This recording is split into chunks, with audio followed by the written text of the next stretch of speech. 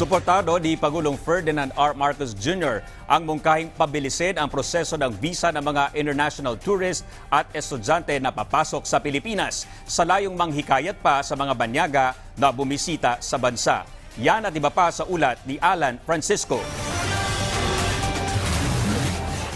Inaprubahan na ni Pangulong Ferdinand R. Marcos Jr. ang 3 batas na layong protektahan ang kapakanan ng mga disabled military veteran, pagpapaunlad sa visa system sa bansa at pagpapalakas sa conservation at protection ng Philippine cultural heritage. Kabilang dito ang Republic Act No. 11958 o an act rationalizing the disability pension of veterans na layong magbigay ng buwan ng disability pension sa isang veteran na nagkasakit o nasugatan sa gitna ng kanyang trabaho. Inaprubahan din ni Pangulong Marcos ang RA number 11960 o an act institutionalizing the One Town One Product Auto Philippines Program na layong mag-develop na independent at self-reliant na national economy.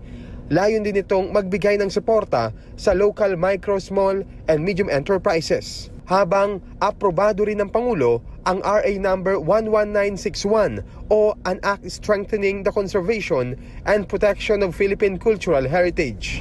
Suportado rin ng Pangulo ang rekomendasyon ng Private Sector Advisory Council na pabilisin at pasimplihin ang visa application ng mga international tourists at students na nagutungo sa Pilipinas.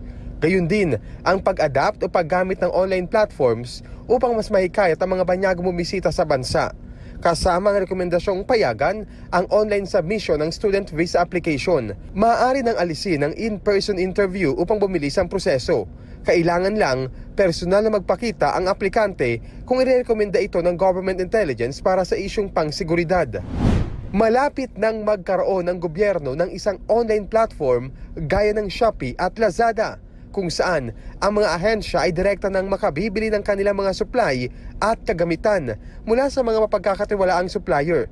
Ayon kay Budget Secretary Amena Pangandaman at Procurement Service DBM Executive Director Dennis Santiago, maglulunsad sila ng isang platform na tatawaging e-marketplace na bahagi ng pag-amyenda sa Government Procurement Reform Act. Sabi ni Secretary Pangandaman, ang Government Procurement Reform Act ay nilagdaan 2 dekada ng nakararaan at layo nitong resolbahin ang kakulangan ng transparency, kompetisyon, maalis ang politikal na panghihimasok at mabawasan ang pagkaantala sa procurement process. Alan Francisco para sa Bayan.